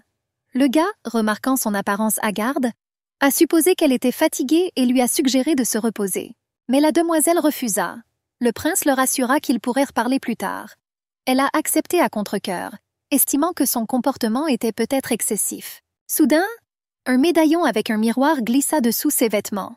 Théo remarqua immédiatement l'objet brillant et, fronçant les sourcils, demanda quel genre d'ornement se trouvait sur son cou. Effrayée, Iris pâlit instantanément et lui assura précipitamment que ce n'était pas du tout ce qu'il aurait pu penser. La voix de la fille tremblait traîtreusement. Claquant bruyamment la porte, Théo fit irruption dans sa chambre. Sa rage était presque palpable, une vague lourde qui l'étouffait. D'un mouvement brusque, il arracha sa cravate et la jeta dans le coin, sans regarder où. Toute cette histoire avec Iris était un désastre complet. Il a été alarmé par la nouvelle de sa chute. Elle ne se souvenait de rien. Le prince devint presque fou d'impatience à l'idée qu'elle ouvre les yeux. Il sentait physiquement le sang couler froid dans ses veines. Le jeune homme était tourmenté par une anxiété insupportable. Et si son état était plus grave qu'il n'y paraît, il n'aurait pas survécu si elle n'avait pas repris connaissance. L'excitation de Théo était si forte qu'à leur retour, il insista pour un examen médical urgent. Et quand il a finalement rassemblé son courage pour lui parler, ses paroles l'ont frappé en plein cœur. Elle a posé des questions sur leur mariage non désiré, à propos d'une union qui, selon elle, les condamnera tous deux au malheur. C'est à ce moment-là que Théo réalisa enfin l'amère vérité. Il s'agissait en effet d'une union non désirée. Il a toujours admiré Iris. Malgré toutes les difficultés, elle s'est distinguée par un courage et une indépendance incroyables. Même lorsque ses propres entrailles étaient saisies par un frisson de peur à peine perceptible mais tenace. Sans s'en rendre compte, la jeune fille surmontait toujours résolument les obstacles. Cette qualité lui semblait l'une des plus attrayantes. Mais il n'aurait jamais pu imaginer qu'au fond d'elle-même, Iris souffrait autant du sort qui lui était imposé. Cette pensée pesait lourdement sur les épaules du prince, provoquant un mal de tête lancinant et insupportable. Un sentiment familier me transperça les tempes. Théo réalisa avec amertume qu'il ressentait cette lourdeur dans sa tête depuis un certain temps. Chaque fois, il pensait à leur avenir. La veille des fiançailles, il a osé avoir une conversation franche avec le duc Morph, insistant sur sa réticence résolue à se marier sous la pression. Et il se trouve que ce jour-là même, Iris fut témoin par hasard de leur dispute. Cependant, les véritables intentions du prince étaient bien plus profondes. L'image de la jeune fille lui revenait vivement en mémoire. Sa persévérance sans faille lors de sa préparation pour entrer à l'académie. Morph en était sans aucun doute conscient. L'inscription de mademoiselle dans la plus prestigieuse faculté de sciences politiques n'a été possible que grâce à ses efforts titanesques.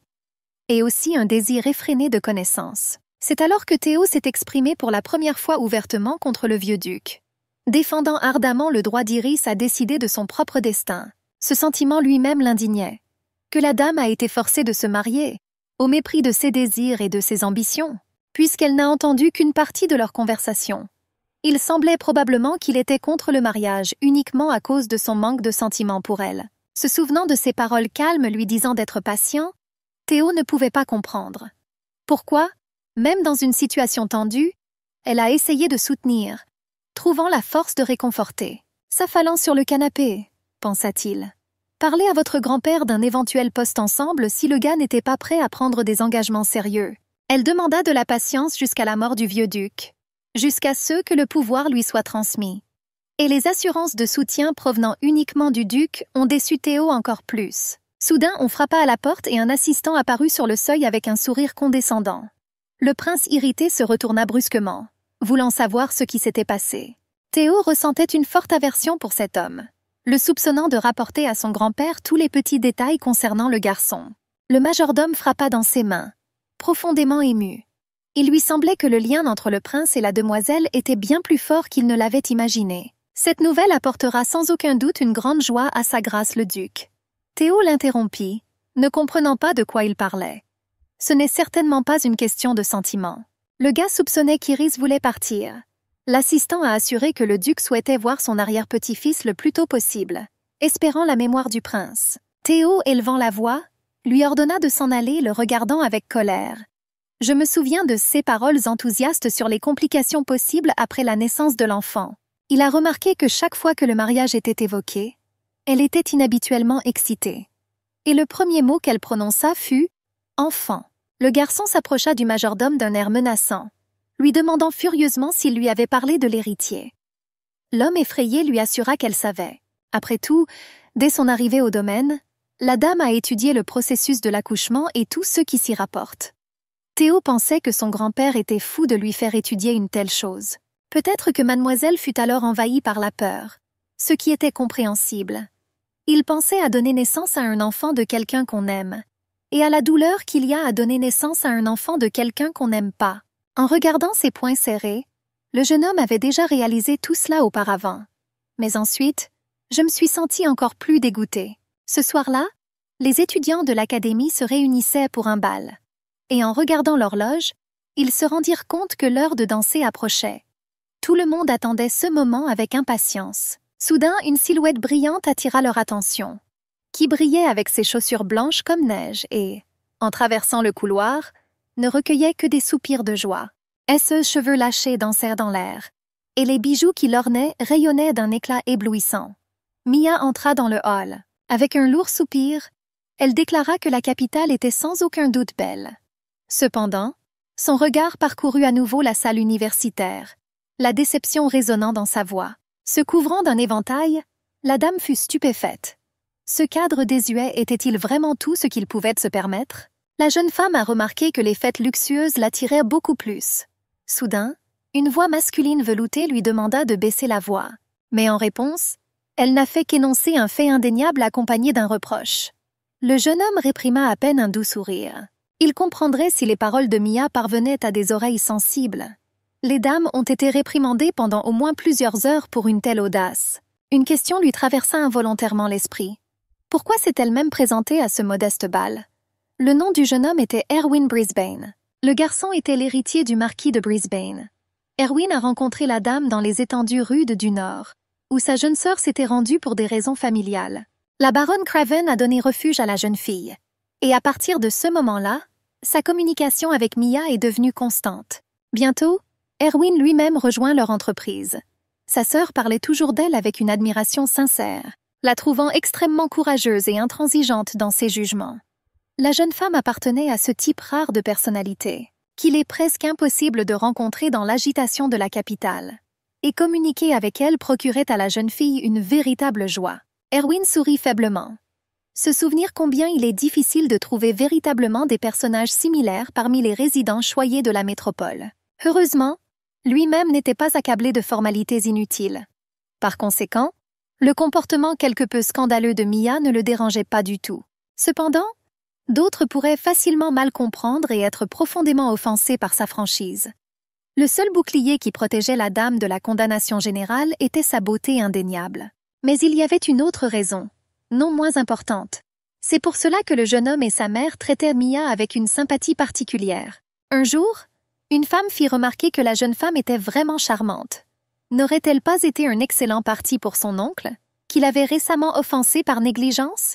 Erwin était tourmenté par la curiosité. Mia elle-même a-t-elle compris la véritable raison d'une telle affection de la part de sa mère? La dame regarda autour d'elle et marmonna son mécontentement dans sa barbe, cherchant Théo. Et elle a demandé au garçon s'il lui avait dit qu'elle l'attendrait dans la salle de bal. Il m'a assuré qu'il avait bien transmis ses paroles. Sa connaissance de Théo se limitait principalement aux murs académiques. Après tout, le jeune morphe appartenait à ce type de personne, dont l'éloignement créait un obstacle tangible à une communication détendue. Soudain, Mia a annoncé son intention de danser avec Théo pendant le programme de danse. Le jeune homme haussa les sourcils de surprise, ne comprenant pas ce choix. Se tournant vers lui, elle était indignée.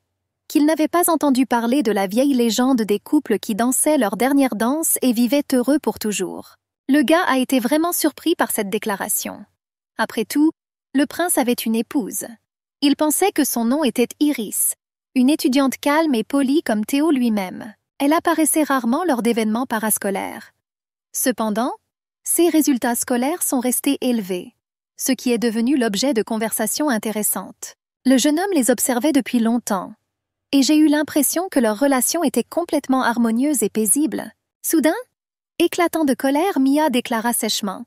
Cette demoiselle n'était la fiancée de Théo que par la volonté de son grand-père dominateur, qui l'avait tout simplement imposée à son petit-fils, et que le gars lui-même n'a pas du tout pris la fille au sérieux.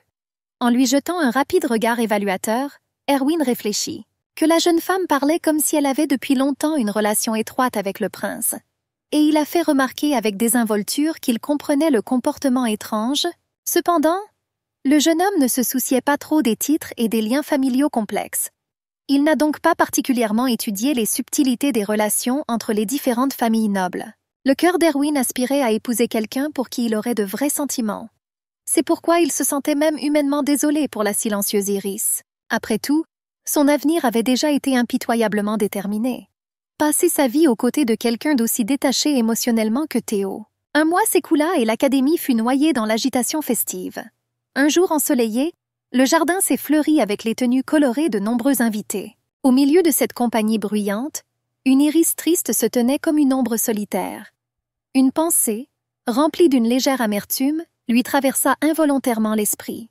Qui a remarqué le passage rapide du temps, ce qui a inexorablement conduit à la cérémonie de remise des diplômes. Même alors, possédant le don fragile de prévoyance, emprisonnée dans son mystérieux collier, elle ressentait sa propre impuissance face au cours inévitable des événements. Mais même si elle avait à ce moment-là rassemblé toutes ses modestes affaires, et s'était précipitée pour s'échapper, le puissant duc ne l'a jamais laissé disparaître sans laisser de traces. Sa longue ombre planait sur son destin, lui enlevant tout espoir de fuite. Il semblait qu'aucun désespoir de la dame ne pouvait émouvoir Théo. Malheureusement, le temps pressait, ne lui laissant d'autre choix que de se soumettre à l'inévitable. Reporter le mariage ou la remise des diplômes était impossible. Soudain, la voix retentissante de l'un des diplômés résonna dans le jardin. « Félicitations à tous mes camarades étudiants pour la réussite de leurs études. » Et soulignant leur travail acharné, qui a culminé lors d'une journée solennelle. Une autre fille a partagé avec joie son soulagement d'avoir réussi l'examen. La beauté aux cheveux d'or annonça avec assurance que le lendemain, il commencerait ses études sous la direction de son propre père. Une telle précipitation a provoqué la surprise parmi les autres diplômés. À quoi elle répondit avec un sourire mystérieux à propos d'une richesse de connaissances inexplorées. Puis ses amis ont demandé à Iris si son mariage allait bientôt avoir lieu. Et est-ce qu'ils feront des fêtes dans le duché? Les filles le supplièrent de ne pas oublier de leur envoyer une invitation. Après tout, ils viendront certainement partager sa joie. En réponse, la fille sourit simplement doucement. Soudain, la main de quelqu'un toucha doucement son épaule.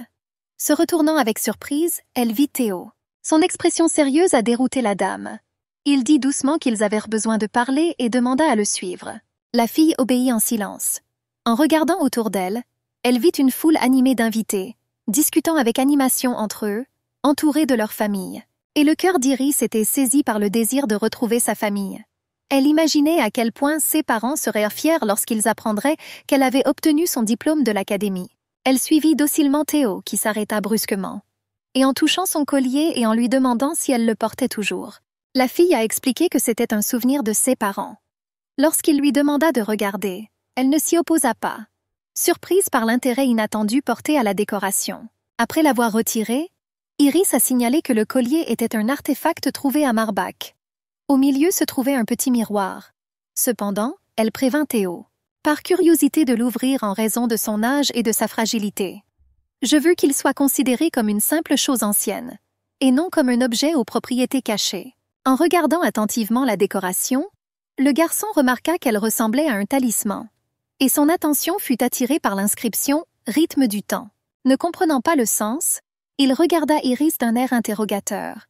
Elle a expliqué qu'elle pensait qu'il s'agissait d'une référence à la phrase de Schiller, à propos d'un avenir indécis, d'un présent au rythme effréné et d'un passé figé. Et quand elle eut fini de parler, elle pressa le miroir contre sa poitrine, et elle nota mentalement que ces mots décrivaient le mieux l'essence de l'artefact, capable de révéler le voile du futur seulement 3 fois. Soudain, Théo rompit le silence avec une question. Avait-elle vraiment l'intention de terminer ses études et de se plonger dans l'apprentissage de l'art d'être une mariée? Les grands yeux bleus d'Iris s'écarquillèrent de confusion. Pourquoi a-t-il soudainement parlé de cela? Et elle a automatiquement répondu par l'affirmative. Cependant, son humble détermination restait incompréhensible pour le prince. La fille elle-même ne pouvait pas donner de réponse claire à cette question. Après tout, en fait, elle n'avait pas d'autre choix. C'est uniquement grâce à ses résultats scolaires exceptionnels qu'elle a été autorisée à étudier à l'académie. Ce qui était étrange en soi, parce que le duc Morpheus était un conservateur jusqu'à la moelle. Il considérait que les connaissances des femmes n'étaient pas nécessaires, car leur principal objectif était d'avoir des enfants. Iris comprit qu'elle ne pouvait plus rien faire. Après être entrée et avoir obtenu son diplôme avec succès à l'académie grâce à des efforts incroyables, Théo fut surpris par sa diligence et lui demanda si ce ne serait pas une perte si elle abandonnait l'école. Mais la demoiselle assura tranquillement que Morphe considérait son travail comme suffisant. Serrant les poings, le prince sérieux prononça son nom et lui demanda d'un ton menaçant s'il avait tort à propos de son amour pour l'apprentissage. En réponse, Iris resta silencieuse, les yeux baissés. Oui, c'était la vérité absolue, il ne rêvait pas. Elle voulait vraiment entrer à l'académie. La dame a apprécié l'atmosphère calme et paisible. L'opportunité de passer des heures à lire de nouveaux livres dans une bibliothèque incroyablement grande, absorber avec avidité les nouvelles connaissances des professeurs, étudier avec enthousiasme divers sujets lors des cours. Tout semblait si merveilleux, si précieux. Honnêtement, elle ne voulait pas dire au revoir au monde de la connaissance. Mais l'amère pensée d'un emprisonnement éternel dans le duché sans la possibilité d'appliquer ses connaissances l'éclipsait. Théo a insisté pour que la jeune fille parle de ses véritables désirs. Et il vaut mieux faire ce que vous avez aimé, pas ce que vous n'avez pas aimé. Sa conviction lui semblait douce. Elle pensait à une possible maladie terminale qui briserait le mariage. Mademoiselle voulait vraiment quitter le duché. Jetez tout ce qui vous est imposé et appliquez les connaissances acquises à l'académie en suivant les conseils du gars. Ces paroles étaient inspirantes, mais elle resta silencieuse. se rendant compte que ce ne sont que de belles paroles qui ont peu de chances de se traduire dans la cruelle réalité de sa vie. Avec un léger tremblement d'anxiété dans la voix, Iris remarqua que le duc ne voudrait même pas écouter. Il lui suffisait qu'il soit content d'elle. De plus, elle avait peu de temps libre. Après tout, elle avait devant elle toute une série de connaissances nécessaires à la future duchesse. Théo resta silencieux, incapable de trouver les mots justes pour répondre. Il s'est ensuite excusé, estimant que son geste avait été imprudent. La fille était stupéfaite et c'était agréable de savoir qu'il se souciait de son sort. Bien qu'au fond d'elle-même, elle souhaitait ardemment faire ce qu'il lui conseillait. La dame comprit qu'elle n'était pas la seule marionnette entre les mains du puissant duc de Morphée. Elle ne pouvait pas supporter l'idée que le prince puisse être blessé à cause de son action. Prenant une décision décisive, il déclara brièvement qu'il irait en premier.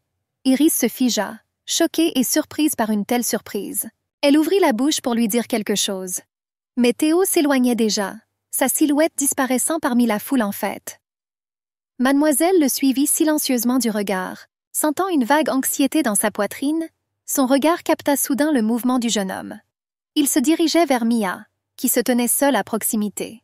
La dame a insisté en affirmant qu'elle le cherchait, et elle exprima sa surprise devant la présence du prince à côté d'Iris. Elle prit impérieusement le bras de Théo, insistant sur sa présence à la cérémonie de remise des diplômes. Dans le cercle familial, faire valoir son appartenance. Sur la tentative de la fille d'appeler le garçon, il lui répondit par un regard froid et une brève promesse de le revoir plus tard, après quoi il la quitta. Le choc glacial paralysa Iris. Le prince la quitta pour un autre jour si important pour elle. Leur lien était clairement profond. Après tout, Théo était prêt à épouser Mia immédiatement après la nouvelle de sa maladie. En le regardant, elle ressentit amèrement toute la profondeur de sa tromperie. Si seulement le gars avouait ses sentiments pour l'autre fille, elle aurait peut-être pu comprendre, essayer d'accepter leur situation. Elle n'aurait aucune raison de se méprendre. Au moins, elle n'était pas coincée dans cet horrible tourbillon d'incertitude, essayant désespérément de trouver une issue. La confusion et la dépression s'emparèrent du cœur d'Iris, et la pensée d'un futur enfant qui ne connaissait pas encore la maladie mortelle donnait une faible lueur d'espoir. Soudain, le silence fut rompu par des pas lents. Une pensée automatique traversa l'esprit de la dame. Théo était revenu. Mademoiselle leva la tête et vit le jeune homme. Légèrement confuse, elle leva les yeux vers l'homme qui se tenait devant elle. Il s'est excusé d'avoir entendu la conversation par accident. La dame l'a reconnu comme étant Lord Brisbane. Il fut surpris qu'elle connaisse son nom. Mais pour Iris, c'était tout à fait naturel. Ils étaient camarades de classe et elle avait observé ses interactions avec Théo plus d'une fois. Le deuxième fils du marquis de Brisbane a fait preuve de respect. Et elle, ressentant le plaisir de le rencontrer, lui donna le nom d'Iris Roca. Cependant, Erwin a noté que les formalités étaient inutiles. Après tout, ils ont le même âge. Il y a quelques jours, mademoiselle aurait pu être d'accord avec lui, mais c'était un jour spécial à l'époque. Leur remise de diplôme, le premier jour où ils ne sont plus étudiants. À cette époque, les statuts sociaux prenaient une nouvelle signification et devaient être pris en compte. Le jeune homme m'a assuré que tout allait bien et qu'il se sentait beaucoup mieux. Quand les gens se sentaient à l'aise avec lui, les formalités étaient inutiles. Iris accepta et il sourit en retour, s'excusant à nouveau d'avoir écouté accidentellement. Elle m'a assuré que rien de terrible ne s'était produit. Après tout, leur conversation ne contenait rien d'important. Il ne devrait donc pas se sentir coupable. Il a cependant noté que ce qu'il avait entendu semblait vraiment impressionnant. La fille surprise le regarda d'un air interrogateur. Erwin a expliqué qu'elle était la meilleure étudiante de leur programme de sciences politiques. Et sans aucun doute, elle y est parvenue uniquement grâce à son amour de l'apprentissage. Voilà à quoi ressemblait, selon lui, la véritable aspiration académique. Les éloges de ce genre étaient rares dans le palais de Morph. La demoiselle se sentait donc mal à l'aise. Cependant, le jeune homme a insisté sur le fait que ses réalisations étaient vraiment impressionnantes. Erwin a insisté pour qu'elle soit fière d'elle-même. Et il a dit qu'il s'est retrouvé à l'académie uniquement grâce à l'insistance de sa mère et de son frère aîné. Il a avoué, se sentant un peu honteux. Lui-même considérait comme incroyable qu'il ait réussi à obtenir son diplôme sans avoir raté un seul examen.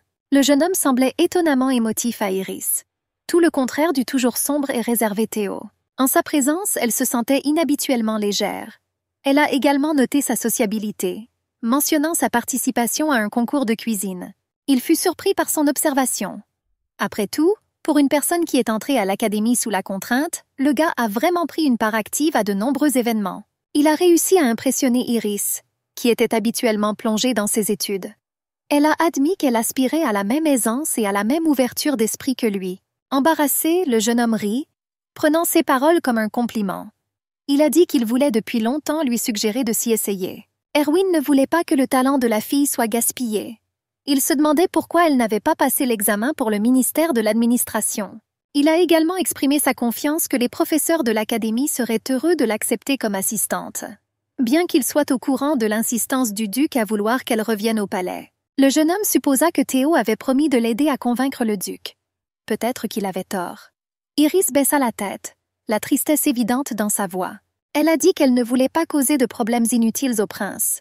Morph était beaucoup plus strict avec Théo qu'avec elle. Il était donc facile d'imaginer sa colère envers Théo pour avoir essayé de se défendre. Le duc s'est toujours considéré comme le seul à agir dans son meilleur intérêt. Même après avoir décidé de parler au duc, la jeune fille a compris la nécessité d'être responsable de sa décision de manière indépendante, sans exposer le garçon à la colère du duc. Erwin soupira lourdement et fit une remarque, que ce mariage n'est qu'un froid calcul. Et la jeune femme ne devrait vraiment pas montrer autant d'intérêt sincère pour Théo. Ce qu'elle entendit stupéfia la jeune fille. Choquée par le mariage arrangé, elle regarda son interlocuteur impassiblement avec un air d'incompréhension sur le visage. Rassemblant ses pensées, Iris demanda si Théo avait vraiment dit ça. Le seigneur, réalisant son imprudence, disparut. Une rougeur emplit son visage, quand il a commencé à nier avec véhémence l'implication du prince dans les rumeurs de leur union. Réalisant son erreur, Erwin s'empressa de rassurer Iris. Dans la familiarité des mariages arrangés parmi la noblesse, qui demandent à être crus, elle serra fermement les poings. Malgré son trouble intérieur, le visage de la jeune fille restait impassible. La dame m'a calmement informé qu'elle avait tout compris. Et se retournant, elle exprima sa volonté de retourner au palais de Morph. Et j'espère que les mentions d'elle cesseront. Le gars a essayé d'arrêter la demoiselle pour s'excuser d'avoir été impoli, mais Iris a refusé avec indifférence. Il a cependant insisté sur le fait qu'il avait tort. Je considère qu'il est égoïste de demander pardon. Retenant ses émotions, la jeune fille l'écouta, ne comprenant pas pourquoi il la dérangeait s'il n'attendait pas de pardon. Erwin, baissant la tête, expliqua que ses excuses n'étaient pas une tentative d'obtenir le pardon, et seulement l'espoir d'améliorer son état. Il a admis son imprudence à l'époque et a exprimé son espoir qu'elle puisse oublier cet incident désagréable et se calmer. Iris regarda silencieusement le jeune homme, retenant ses mots. Après tout, dans ses yeux, j'ai vu la sincérité d'un homme qui parlait sans réfléchir. La dame a décidé de ne pas réprimander Erwin, réalisant qu'elle et Théo étaient devenus les otages d'un apparent mariage de convenance, et m'a calmement demandé de ne pas m'excuser. Il la regarda avec un tel espoir qu'il lui sembla qu'il avait reçu son pardon.